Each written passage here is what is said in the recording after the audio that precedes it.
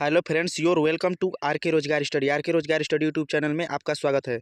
देखिए, इस वीडियो में हम एसएससी जीडी कांस्टेबल 2024 को माई आंसर की यानी मेरा आंसर की आपको इस वीडियो में हम दिखाएंगे सोल्यूशन के साथ। तो मैथ के सभी प्रश्नों को सॉल्यूशन एवं ट्रिक्स के साथ आपको बताएंगे कि हम किस प्रकार समय रहते क्वेश्चन को सॉल्व कर पाए।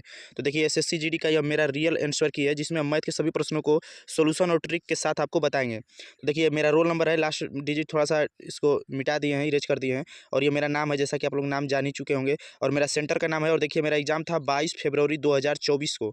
22 फरवरी 2024 को 2:30 से 3:30 के बीच एग्जाम था। देखिए, कांस्टेबल जीडी, तो एसएससी जीडी कांस्टेबल का इस वीडियो को बनाने का सिर्फ एक ही मकसद है कि आप लोगों को ये विश्वास हो जाए कि अगर आप हमारे चैनल से जुड़े हैं तो आपको अच्छा कंटेंट, रिलेवेंट कंटेंट मिलेगा, फालतू का कंटेंट नहीं दिया जाएगा। अगर आप यूपी पुलिस कांस्टेबल 2024 का री एग्जाम का तैयारी करना चाहते हैं तो आप इस वीडियो को जाकर जरूर देखें। हम 3 महीना पहले वीडियो को अपलोड किए हैं, जिसपे प्रेजेंट टाइम में 466 व्यू है। तो आपसे रिक्वेस्ट है कि अगर आप पुलिस का तैयारी करना चाहते हैं, यूपी पुलिस री एग्जाम का, तो आप जाकर इस वीडियो को जरूर देखिए। आइए हम टाइम वेस्ट न करते हुए क्लास स्टार्ट करते हैं। तो देखिए, प्रश्न नंबर पहला है। तो देखिए, यह इस प्रश्न को किस प्रकार सॉल्व करेंगे। तो देखिए, इस प्रश्न को जब हम सॉल्व करेंगे तो ये आ जाएगा 0.5। देखिए, ये हो जाएगा 0.5 डिवाइड। देखिए, ये 0.5 इंटू 0.5 कितना हो जाएगा, तो ये 2 पे दशमलव हो जाएगा, तो ये हो जाएगा 0.25।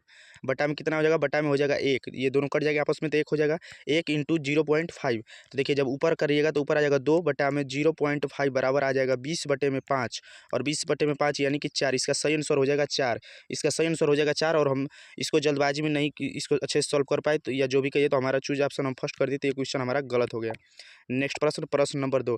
देखिए, हम एसएससी जीडी का कट ऑफ एनालिसिस कर दिए हैं। तो देखिए, जनरल का कट ऑफ हमारा हिसाब से 135 के 150 के बीच रहेगा, और ईडब्ल्यूएस का 125 से 140 के बीच, और ओबीसी का 120 से 135, और एससी का 100 से 120, और एसटी का 60 से 100 के बीच रहेगा कट ऑफ। तो हम अपने एनालिसिस के हिसाब से कट ऑफ लगाए हुए, क्योंकि हम सर्वे किए हैं। देखिए, हम कुछ लोगों का देखिए एसएससी जीडी आंसर की मिलाने के बाद निगेटिव काट कर आपका कितना स्कोर बना है, हम कम्युनिटी में पूछे थे। तो उसमें 393 लोगों ने वोट किया है। तो देखिए, उस हिसाब से हम कट ऑफ को एनालिसिस किए हैं, बनाए। तो आइए हम प्रश्न नंबर दूसरा देखेंगे।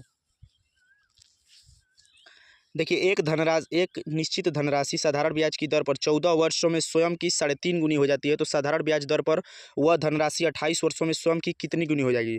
तो देखिए, 14 वर्षों में कितनी हो जाती है, तो 14 वर्षों में स्वयं की हो जाती है 3.5 गुनी।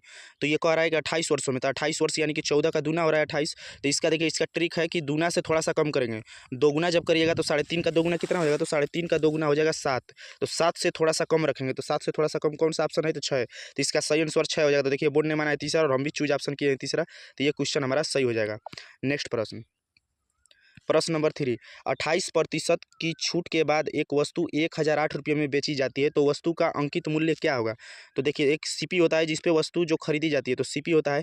एक एसपी होता है जिसपे वस्तु बेची जाती है, और अंकित मूल्य को एमपी कहते हैं, यानी मार्केट प्राइस। तो देखिए, कह रहा है कि 28% छूट के बाद 28% छूट के बाद एक वस्तु 1008 रुपये में बेची जाती है, तो अंकित मूल्य कितना है। तो देखिए, अंकित मूल्य यानी कि बताना है मार्केट प्राइस यानी अंकित मूल्य। तो अंकित मूल्य क्या हो जाएगा, तो 1008 रुपया हो जाएगा। 1008 रुपये में बेच दिया है, और कितने का छूट दिया है, तो छूट दिया है 28% का। कितने का छूट दिया है, तो छूट दिया है 28% का। तो देखिए, 28% को हम ऐसे लिख आपको शॉर्टकट कर रहे हैं। तो 7 चौक 28 और 25 चौके 100। जब इसको आप इसमें से घटाएंगे, क्योंकि छूट है, अगर प्रॉफिट रहता तो नीचे वाले को भी ऊपर जोड़ देते, लेकिन अगर लॉस हुआ है तो इसको घटाते हैं। तो घटाएंगे तो कितना आ जाएगा, तो आ जाएगा हमारा 18/25।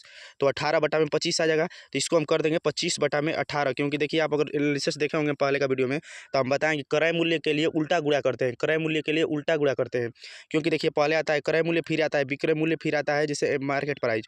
तो अगर क्रय मूल्य से आपको विक्रय मूल्य में जाना है, तब सीधा गुणा करके जाइएगा। लेकिन अगर विक्रय मूल्य से क्रय मूल्य में आना है, या मार्केट प्राइस से क्रय मूल्य में आना है, तो उल्टा आना है।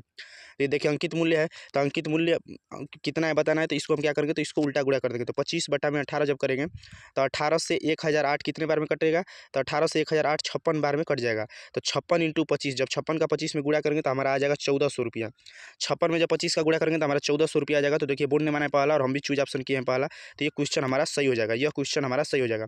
देखिए, माई रियल आंसर की आर के रोजगार स्टडी, आपके विश्वास के लिए सिर्फ यह वीडियो बनाए कि आपको विश्वास हो जाए कि हाँ, अगर आप हमारे चैनल से जुड़े हैं तो आपको अच्छा कंटेंट मिला जाएगा, और हम भी कुछ जानते हैं। मतलब ऐसा ना हो कि आपको ये लगे क्या जानते हैं, क्या फालतू का पढ़ाते होंगे, इसके लिए। अब देखिए प्रश्न नंबर 4, यदि 4t = 5u है तो t बटा में u का मान बताइए। तो देखिए इसको क्या सॉल्व करना है, तो इसके सामने वाला ये हो जाता है, इसके सामने वाला ये हो जाता है, यानी कि t = कितना हो जाएगा, तो t का मान हो जाएगा 5 और u का मान कितना हो जाएगा, तो u का मान हो जाएगा 4, u का मान हो जाएगा 4। अब इसको इसमें रख देना है, तो t प्लस u किस में रख देना है, तो रख देना है t प्लस u बटा में t में। तो t का मान कितना दिया है, तो t का मान है 5 और t प्लस u यानी 5 4 9 और बटा में t, तो t का मान है 5 तो 9 बटा में 5, इसका सही आंसर हो जाएगा 9 बटा में 5।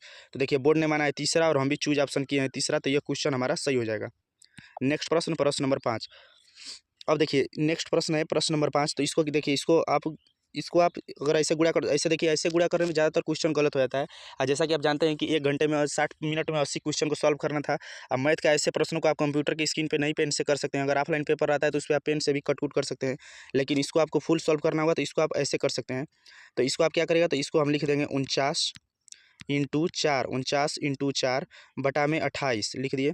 इसके बाद है प्लस का सिंबल, तो प्लस दे दिए। फिर है 56 बटा में 7 इंटू 8, फिर है माइनस 784 बटे में 28 और फिर है प्लस 14 इंटू 2। अब देखिए इसको कटाएंगे तो 4 सत्ते 28 और 100 सत्ते 49, तो यहाँ पे कितना आ जाएगा, तो यहाँ पे आ गया 7 प्लस।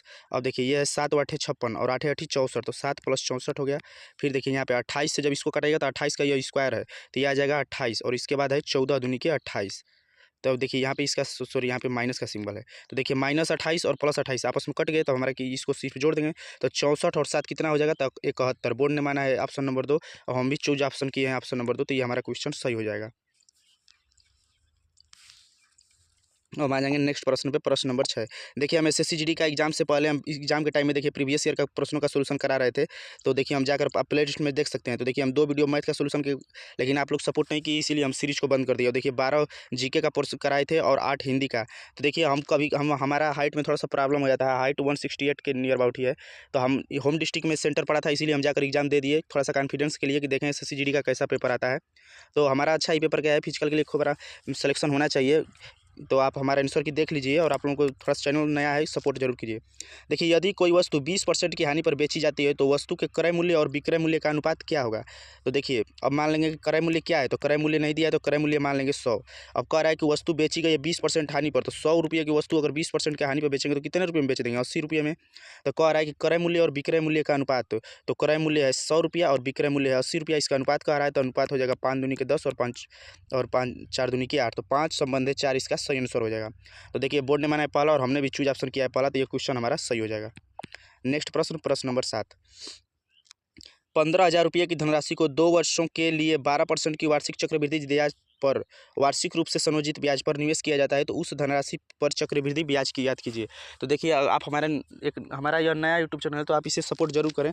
अगर आप सपोर्ट करेंगे तो देखिए आप जाकर प्लेलिस्ट में देख सकते हैं मैथ का चैप्टर वाइज क्लास स्टार्ट किए हैं, तो उसमें हम जब हम प्रॉफिट लॉस पढ़ाएंगे आपको ये जो सीआई का जब पोर्सन, तो आपको बिल्कुल ही आसान लगेगा। तो आप थोड़ा चैनल को सपोर्ट जरूर करिए।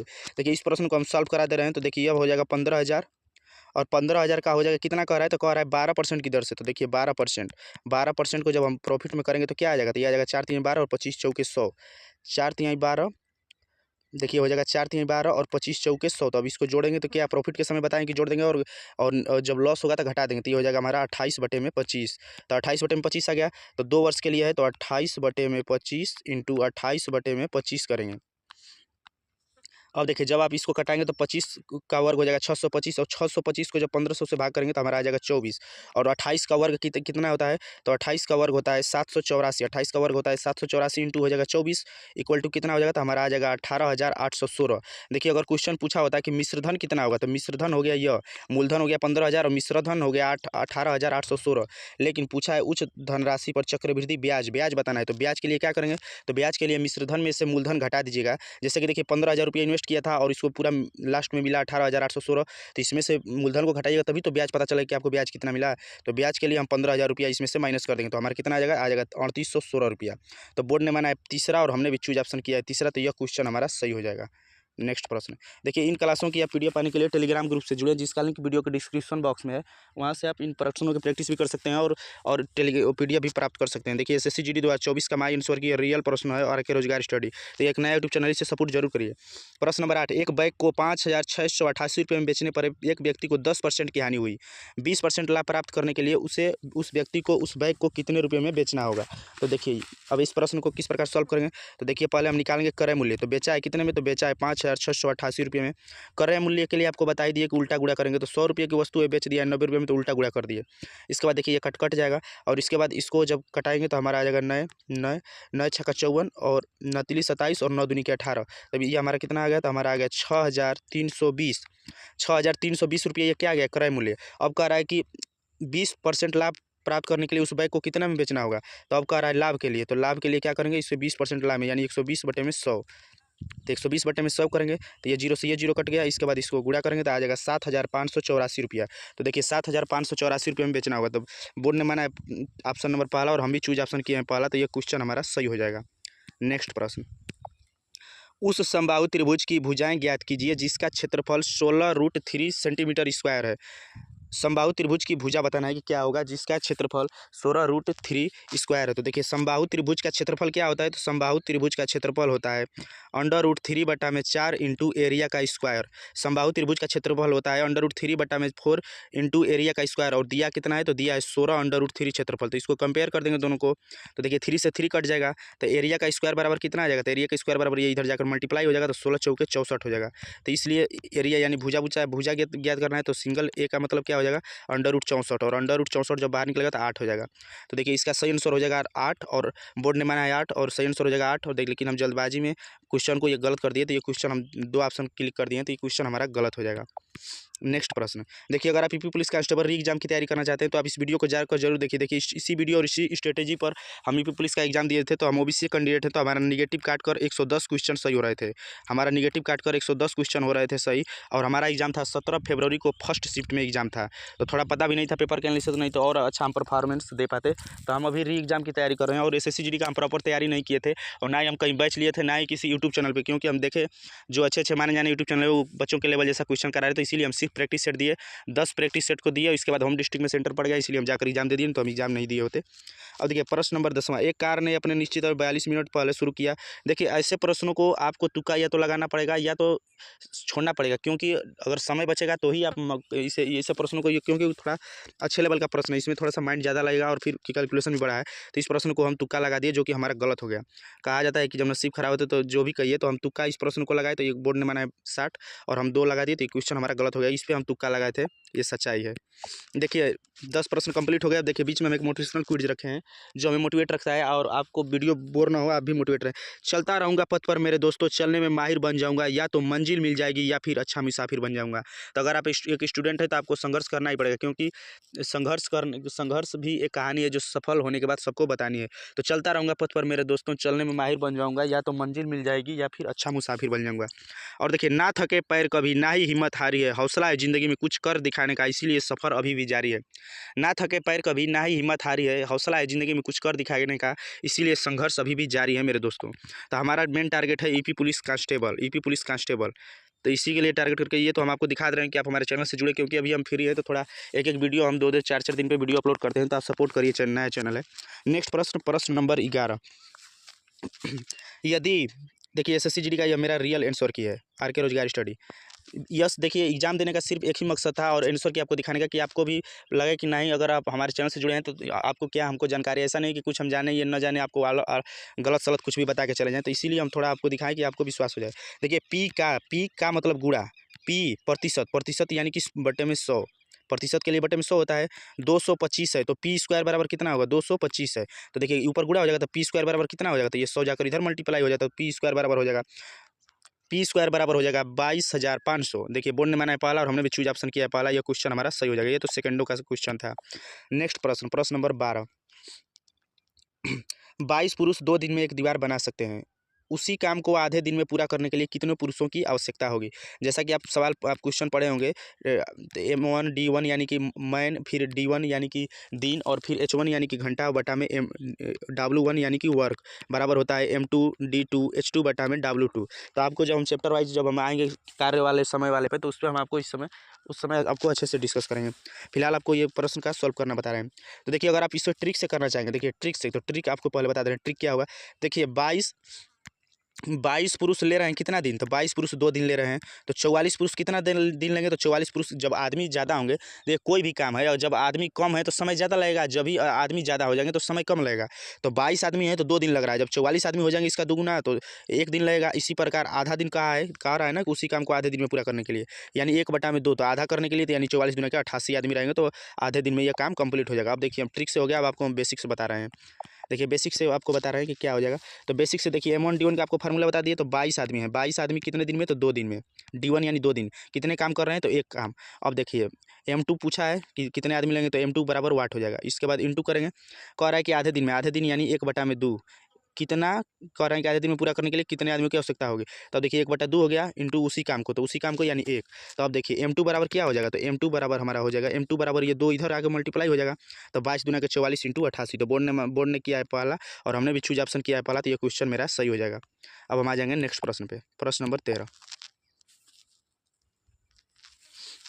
देखिए दिनेश अकेले एक काम को 96 दिनों में पूरा कर सकता है। तो दिनेश हो गया एक काम को 96 दिन में। दिनेश और राहुल मिलकर उसी काम को 48 घंटे में पूरा करते हैं और दिनेश 96 घंटे में पूरा करता है। अब देखिए इसके बाद राहुल और तरुण, देखिए राहुल यानी R और तरुण मिलकर 16 घंटे में काम को पूरा करते हैं। तो तरुण अकेले उस काम को कितने घंटे में पूरा करेगा। तो देखिए जब हम टाइम एंड वर्क का चैप्टर वाइज क्लास लेकर आएंगे तो उस समय आपको और अच्छे से और हम रेशियो मेथड से बताएंगे, आपको एकदम बिल्कुल ईजी लगेगा। तो देखिए ऐसे प्रश्नों को एलसीएम लिया जाता है, तो टोटल सभी का एलसीएम कितना हो जाएगा 96। इसके बाद इफिशियंसी निकाला जाता है, इफिशियंसी होता है एक दिन में कार्य करने की क्षमता। तो जब 96 के और 96 का भाग करेंगे तो हमारा आ जाएगा 1। इसके बाद 48 को करेंगे तो हमारा आ जाएगा 2। इसके बाद 16 छिके 96, तो 16 छिके 96।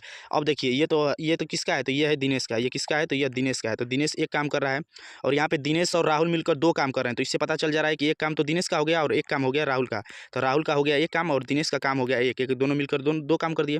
इसके बाद देखिए यहाँ पे है राहुल और तरुण। तो राहुल तो एक काम कर रहा है, तो राहुल की जगह पर एक काम कर देंगे। तो राहुल अगर एक काम कर रहा है तो 5 में से जब 1 घटाएंगे तो बचेगा, 6 में से 1 घटाएंगे तो बचेगा 5। तो 5 ये काम कौन कर रहा है, तो 5 ये काम तरुण कर रहा है। तो अब ये 5 काम तरुण कर रहा है। तब हमको अब देखिए क्वेश्चन पूछा है कि तरुण कितने दिनों लेगा। तो तरुण यानी टी इक्वल टू तरुण कितना काम कर रहा है, तो तरुण एक दिन में 5 काम कर रहा है। टोटल काम 96 करना है, तरुण एक दिन में 5 काम कर रहा है। तो 96/5 जब करेंगे तो हमारा आ जाएगा 19.2 घंटा, 19.2 हावर। इसका सही आंसर हो जाएगा। बोर्ड ने माना है पहला और हम भी चूज ऑप्शन किया है पहला, तो यह क्वेश्चन हमारा सही हो जाएगा। नेक्स्ट प्रश्न देखिए, अगर आप यूपी पुलिस के लिए तो आप जाकर इस वीडियो को जरूर देखिए। एक कक्षा में 19 विद्यार्थियों की औसत आयु 22 वर्ष है। तो देखिए औसत आयु 22 वर्ष है 19 विद्यार्थियों की। तो देखिए औसत बराबर होता है पदों का योग बटे पदों की संख्या। तो अगर योग कर रहे हैं तो संख्या इंटू औसत को गुणा करेंगे तो हमारा योग निकल जाएगा। तो 19 इंटू जब 22 करेंगे, जब हम 19 इंटू 22 करेंगे तो देखिए 19 दूनी के 38 और 19 दूनी के 38 3 41, तो ये हो जाएगा 418। अब कह रहा है एक 42 वर्ष की आयु का एक नया विद्यार्थी कक्षा में शामिल हो गया।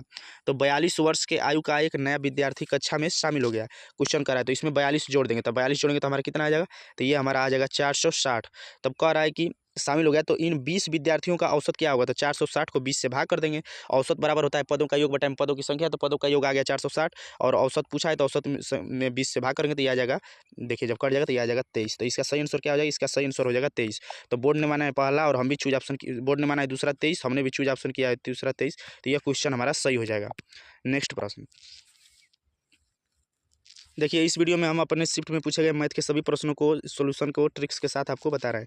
प्रश्न नंबर 15, 115 लीटर के मिश्रण में दूध और पानी का अनुपात 4:7 है। तो 110 लीटर हो गया। इसमें दूध पानी और दूध, तो देखिए पानी हो गया, इसके बाद इधर दूध हो गया। पानी और दूध का रेशियो है 4:7। अब देखिए पानी और दूध का अनुपात 8:7 करने के लिए मिश्रण में कितना पानी मिलाया जाए। तो मिश्रण में क्या कह रहा है, मिश्रण में कितना पानी मिलाया जाए। तो दूध को कंसंट्रेट रखेंगे तो दूध कंसंट्रेट है और मिश्रण में कितना पानी मिला दिया, तो मिश्रण में 4 पानी मिला दिया, जिससे 8:7 बन गया। तो मिश्रण में 4 पानी मिला दिया। अब देखिए यहाँ पे मिश्रण का मान कितना है, तो 7 4 11। रेशियो में देखेंगे तो 11 है, लेकिन लीटर में देखेंगे तो 110 लीटर। तो एक रेशियो का मान कितना हो जाएगा, एक रेशियो का मान हो जाएगा 10 लीटर। तो इसीलिए 4 रेशियो का मान कितना हो जाएगा, तो 4 रेशियो का मान हो जाएगा 40 लीटर। तो देखिए बोर्ड ने माना है दूसरा और हमने भी चूज ऑप्शन किया है दूसरा, तो यह क्वेश्चन हमारा सही हो जाएगा। नेक्स्ट प्रश्न एक व्यापारी अपनी वस्तु का क्रय मूल्य से 50% मूल्य अधिक अंकित करता है। 50% मूल्य अधिक अंकित करता है। तो देखिए हम मान लिए कि कॉस्ट प्राइस यानी क्रय मूल्य मान लिए कि 100 रुपया था, माना क्रय मूल्य 100 रुपया है। तो ये कह रहा है कि 50% अधिक अंकित करता है, एमपी यानी मार्केट प्राइस अंकित मूल्य। तो 50% अधिक अंकित कर दिया तो 150 हो गया। तो कह रहा है कि यदि वह 20% छूट देता है तो कब किस पे बेचेगा? कोई भी वस्तु अगर कोई भी व्यक्ति बेचेगा, अगर कोई भी दुकानदार है तो वो छूट अगर आपको कह रहा है, अगर आप जैसे मॉल में जाते हैं तो कोई भी कपड़ा रहे तो उस पर लिखा रहता है कि 50% छूट, 20% छूट। तो किस पे छूट देता है? क्या वो जो मूल्य खरीदा है उस पे छूट देता है? बिल्कुल नहीं। जो उस पे अंकित होता है, जो एमपी होता है, जो मार्केट प्राइस होता है, जो उस पे लोगो लगाया रहता है, उसी पे वो छूट देता है। तो देखिए इसका एमपी कितना रखा था? मार्केट प्राइस देखिए 100 वस्तु रुपये की मान लीजिए वस्तु थी और 50% अधिक अंकित कर दिया, तो 100 का 50% यानी 50 रुपया अधिक अंकित कर दिया तो 150 हो गया। और यह 20% की छूट दे रहा है, तो 20% की छूट दे रहा है तो जो अंकित मूल्य अंकित पे ही छूट होता है। कोई भी आप सामान खरीदेंगे तो जो भी छूट देना होता है तो वो अंकित मूल्य पे छूट दिया जाता है, जो उस पर प्रिंट होता है। तो अंकित पे छूट देगा तो कितना का छूट देगा? तो अंकित मूल्य पे छूट देगा 20% का, यानी 20% का छूट देंगे, यानी कि 100 की वस्तु 80 में बेचेगा। अब देखिए 0 से 0 कट गया, 0 से 0 कट गया, तो 15 बाटे कितना आ गया? 15 बाटे आ गया 120। अब कह रहा है कि तो यदि 20% की छूट दे तो लाभ या हानि प्रतिशत क्या है? तो पहली बात ये बताइए कि लाभ हुआ या इससे हानि हुआ? तो लाभ हुआ है, क्योंकि 100 रुपये की वस्तु खरीदा था और बेच रहा है 120 रुपये में। प्रिंट किया 150 रुपये प्रिंट और उस पर छूट दे दिया 20% का, जिससे ग्राहकों को लगे कि यह घाटे में जा रहा है, लेकिन वो प्रॉफिट में, क्योंकि 100 रुपये की वस्तु खरीदा था और बेच दिया 120 रुपये में। तो इससे लाभ हुआ, कितने का लाभ हुआ? तो 20% का लाभ हो गया।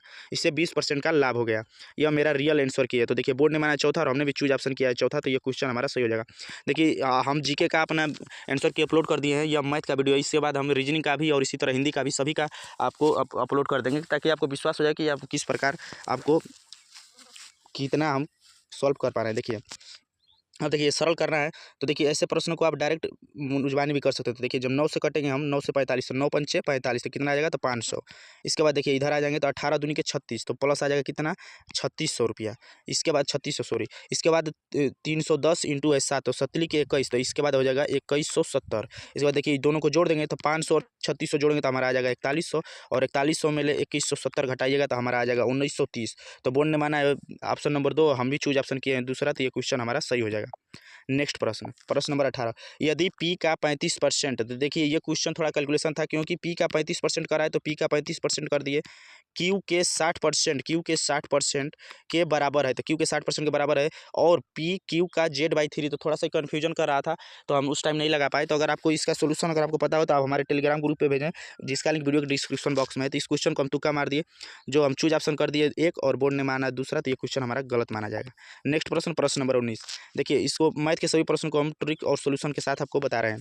तो देखिए प्रश्न नंबर 19 हो गया, तो प्रश्न नंबर 19 को क्या करेंगे? प्रश्न नंबर 19 को जब हम सॉल्व करेंगे तो देखिए 13 इंटू 12 है, तो जब 13 में 12 का गुणा करेंगे तो कितना आ जाएगा? तो 13 में जब हम 12 का गुणा करेंगे तो हमारा आ जाएगा 156। इसके बाद देखिए 12 में 11 का गुणा करेंगे, तो 12 में 11 का गुणा करेंगे तो हमारा आ जाएगा 132 आ जाएगा। इसके बाद देखिए, इसके बाद 14 में 15 का गुणा करेंगे तो माइनस आ जाएगा 210। इसके बाद 13 में फिर देखिए 13 फिर 9, तो 13 9 कितना हो जाता है? 13 9 हो जाता है 117। इसके बाद प्लस फिर 19 में 15 का गुणा करेंगे, तो 19 में 15 गुणा करेंगे तो हमारा आ जाएगा 285। देखिए इन प्रश्नों में ज़्यादा समय नहीं लगे, प्रश्न ईजी हैं लेकिन थोड़ा कैलकुलेशन वाले हैं। अब देखिए क्या करेंगे कि माइनस वाले को एक साथ और फिर प्लस वालों को एक साथ रख लेंगे। तो देखिए जब प्लस वालों को एक साथ रखेंगे तो 156, 132 और 285 तीनों प्लस में, इसको जोड़ देंगे। इन जब तीनों को जोड़ेंगे तो हमारा आ जाएगा 573। इसमें से 210 और 117 को एक जगह जोड़ लेंगे। एक तो जब 217 और 210 को, जब 117 और 210 को जोड़ेंगे एक जगह तो ये हमारा आ जाएगा 327। तो 573 माइनस 327 करेंगे तो हमारा आ जाएगा 246। तो देखिए बोर्ड ने माना है ऑप्शन नंबर पहला और हम भी चूज ऑप्शन किए हैं पहला, तो यह क्वेश्चन हमारा सही हो जाएगा।